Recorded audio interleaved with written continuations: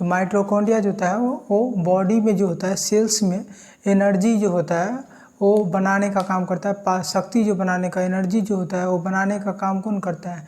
तो एटीपी करता है। कौन करता है? एटीपी करता है। तो बॉडी में जो होता है सेल्स में एनर्जी जो बनाने का काम करता है। हम जो सांस लेते हैं वो रिस्पायरेशन कहाँ होता है? लंग्स में। लेकिन लंग्स से जो सेल्स में पहुंचता है तो सेल्स जो अडॉप्ट करता है वो सेल्स ऑक्सीजन को लेता है और कार्बन डाइऑक्साइड को छोड़ता है। ये प्रक्रिया कौन करती है? तो ये माइटोकॉन्ड्रिया करती है। कौन करती है? माइटोकॉन्ड्रिया। तो चलते आज माइटोकॉन्ड्रिया के बारे में पढ़ते हैं। तो माइटोकॉन्ड्रिया क्या है? तो माइटोकॉन्ड्रिया को हिंदी में जो इसका नाम एक पूछा भी जाता है, कई बार पूछा हुआ भी है, कई बार एसएससी में क्वेश्चन भी है। तो सूत्रकणिका नाम है। क्या नाम है? सूत्रकणिका नाम है। क्या नाम है? सूत्रकणिका। इसकी खोज जो है वो किसने की थी? तो अल्टमैन ने की थी। किसने की थी? इसकी खोज अगर पूछा जाए तो उसने अल्टमैन ने की थी। किसने की थी? और माइटोकॉन्ड्रिया नाम किसने दिया था? तो माइटोकॉन्ड्रिया नाम जो है वो बेंडा नाम का एक साइंटिस्ट थे, उन्होंने दिया था।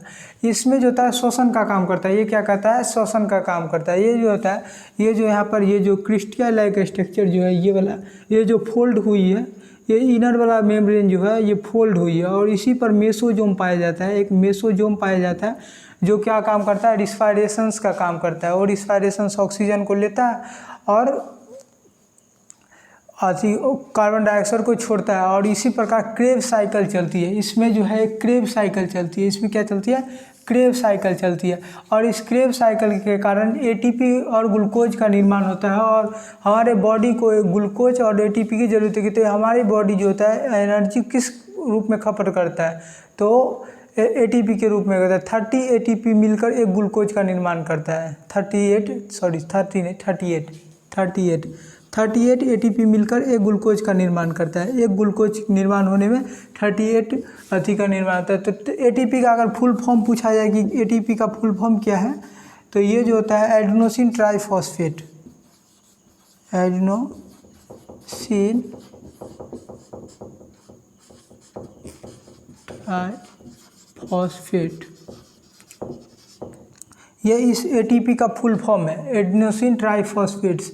और ग्लूकोज तो आप लोग जानते ही हैं, ग्लूकोज आप लोग बाहर से भी पीते हैं। ग्लूकोज जो होता है इंस्टेंट्स, बल्कि जल्दी अगर तत्काल में एनर्जी चाहिए तो लोग क्या करता है? ग्लूकोज पी लेता है, जिससे तत्काल में एनर्जी मिल जाती है। क्या मिल जाती है? तत्काल में एनर्जी मिल जाती है।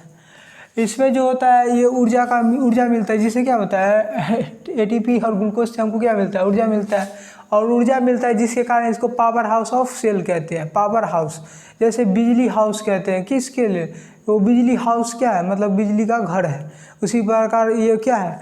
पावर हाउस है। मतलब ये एनर्जी देती है बॉडी का। पावर हाउस ऑफ सेल मतलब सेल का क्या है? एनर्जी का घर है। एनर्जी का घर है जिसका बिजली हाउस कहते हैं। मतलब बिजली हाउस कहते हैं ना, जहाँ बिजली बनती है, मतलब बिजली जहाँ से आती है, बिजली बनती है, उसको बिजली हाउस कहते हैं।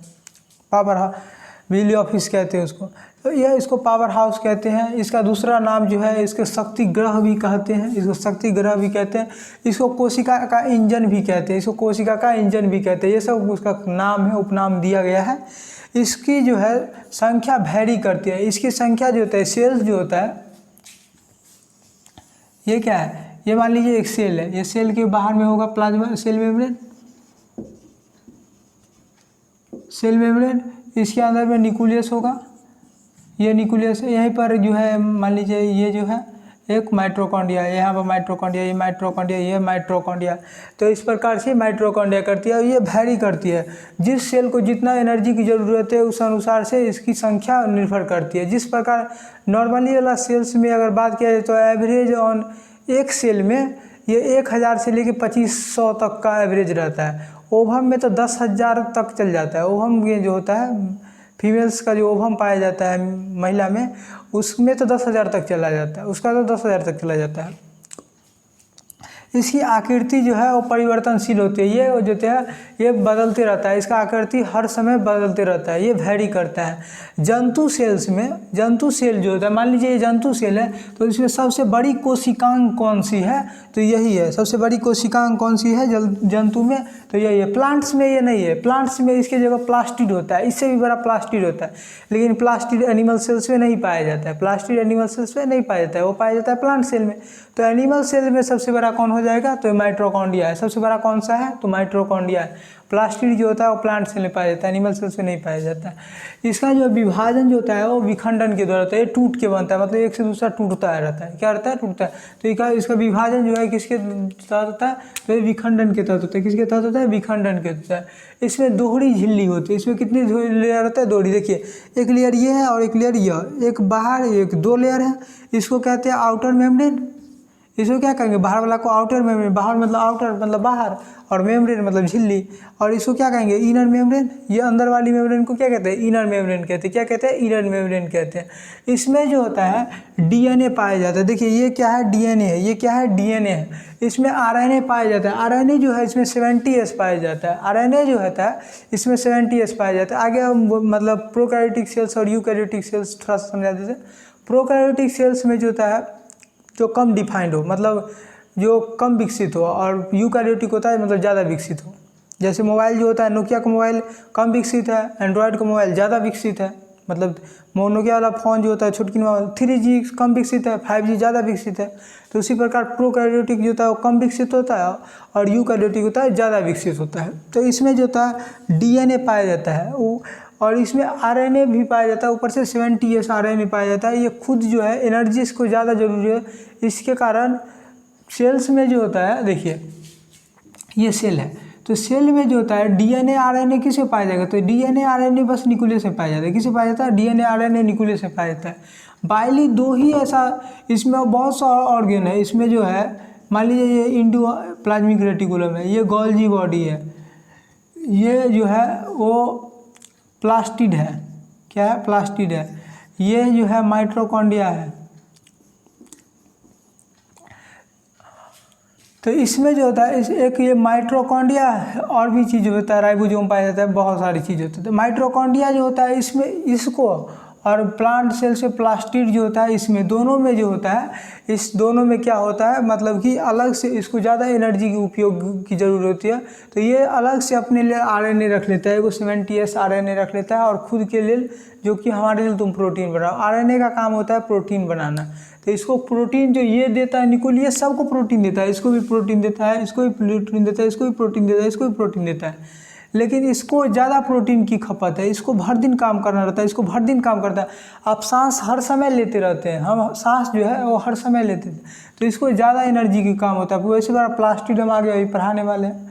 प्लास्टिड जो होता है वो प्लांट सेल्स में पाया जाता है। इसी कारण जो होता है फोटोसाइनेसिस जो होता है वो उसी में होता है। भोजन जो स्टोर करता है प्लांट्स वो उसी के रूप में स्टोर करता है। फल का पकना बनना ये सब क्या है, ये सब प्लास्टिड के रूप में ही होता है। इसीलिए इसको भी ज़्यादा एनर्जी की ज़रूरत है। तो ये दोनों क्या करता है अलग से अपने लिए ज़्यादा एनर्जी की ज़रूरत है। ये दोनों अपने लिए 70S राइबोसोम में वो अलग से रख लेते हैं। जबकि और कोई कोशिकांग जो होता है ये ऐसा नहीं करता है, और कोई ऑर्गेनल ऐसा इसमें नहीं करता है। सभी इस न्यूक्लियस से मिला हुआ पर ही संतुष्ट रहता है, बस इस दोनों को छोड़कर। इसीलिए पूछा जाए कि कौन जो होता है जो अलग से और अपने लिए आरएनए रखता है, तो एक माइटोकॉन्ड्रिया, एक होता है प्लास्टिड होता है। कौन होता है प्लास्टिड। ये जो फोल्ड वाला लाइक स्ट्रक्चर होता है इसको क्रिस्टिया कहते हैं। क्या कहते हैं क्रिस्टिया कहते हैं। इसके ई लेयर और इस लेयर के बीच में जो डिफरेंस होता है, इस लेयर और इस बीच लेयर गैप जो होता है इसको इंटरमेम्ब्रेन स्पेस कहते हैं। इसको क्या कहते हैं इंटरमेम्ब्रेन स्पेस कहते हैं। इसको इंटरमेम्ब्रेन स्पेस कहते हैं। ये जो दिख रहा है ना छोटा छोटा काला वाला है इसको आरएनए कहते हैं। और ये जो है बुंद का है ये मैट्रिक्स है, ये फ्लूइड्स है। इसमें क्या होता है फ्लूइड्स होता है। क्या होता है फ्लूइड्स होता है। तो इसमें जो होता है डीएनए पाया जाता है, आरएनए पाया जाता है, जिसके कारण होता है ये यूकैरियोटिक कोशिका है। ये यूकैरियोटिक में पाया जाता है, प्रोकैरियोटिक में तो ये सब चीज़ पाया ही नहीं जाता है। प्रोकैरियोटिक्स में बस इसमें न्यूक्लियस भी डेवलप नहीं रहता है। प्रोकैरियोटिक सेल्स की बात अगर की जाए तो प्रोकैरियोटिक में न्यूक्लियस भी नहीं रहता है डेवलप। तो आरएनए डीएनए बस ऐसे ही फ्लूइड्स रहती है और इसमें ही डीएनए आरएनए ऐसे ऐसे टहलती रहती है और पहले कोई चीज़ पाया ही नहीं जाता है। बाइली कोई चीज़ सिलिया उलिया पाया जाता है बाइली। इसके अंदर जो है गोल्जी बॉडी माइटोकॉन्ड्रिया ये सब चीज़ नहीं पाई जाती है। उसको सांस ही कितना लेता था, बैक्टीरिया कितना सांस लेता है इतनी सुनना है तो कितना सांस लेगा। उसको कितना गोल्जी बॉडी की क्या जरूरत है, उसको कितना एनर्जी ट्रांसफ़र करना पड़ेगा। ऐसा कोई ज़रूरत नहीं है। उसको लाइसोसोम की क्या ज़रूरी है, उसको कोई ज़रूरत नहीं है। उसको इंडोप्लाज्मिक रेटिकुलम की क्या जरूरी है, कोई ज़रूरत नहीं है। तो इसीलिए उसमें बाहर में टहलते रहता है। तो ये यूकैरियोटिक सेल्स से होता है, ये सब जो पाया जाता है यूकैरियोटिक सेल्स में।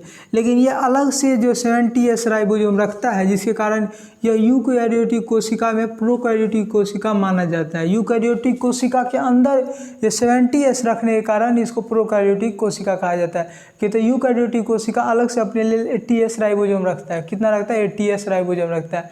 और ये 70S राइबोसोम प्रोकैरियोटिक के लिए होता है, लेकिन ये रख लेता है, जिसके कारण इसको भी क्या कहा जाता है? इसको यूकैरियोटिक में प्रोकैरियोटिक कोशिका कहा जाता है। यूकैरियोटिक कोशिका के अंदर इसको प्रोकैरियोटिक कोशिका कहा जाता है। ये जो होता है माइटोकॉन्ड्रिया, इसको पावर हाउस ऑफ सेल्स कहते हैं। इसी के कारण जो होता है हर सेल्स में एनर्जी पहुंचने का काम जो होता है, एनर्जी बनाने का, सांस लेते हैं, एटीपी बनता है, हर बॉडी जो काम कर रहा है ये इसी माइटोकॉन्ड्रिया के कारण करता है। इसीलिए इसको क्वेश्चन पूछा जाता है, इसको क्या कहते हैं? तो पावर हाउस ऑफ सेल्स कहते हैं। तो इसका एक स्क्रीनशॉट ले लीजिएगा।